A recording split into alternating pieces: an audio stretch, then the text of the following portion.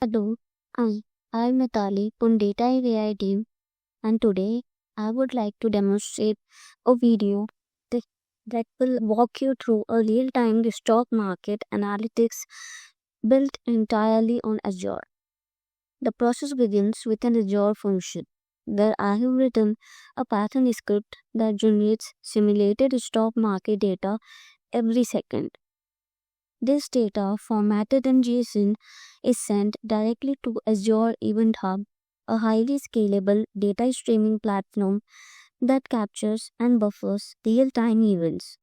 From there, the data flows into an Azure Stream Analytics job where I have defined SQL like queries to process and transform the stream on the fly, extracting fields like a stock symbol, price, and timestamp, and perform filtering or aggregation if needed.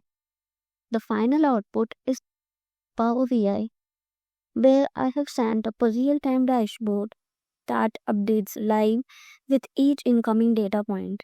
Within seconds of generation, the stock data is visualized in charts and graphs, offering a dynamic and a responsive view of market activity.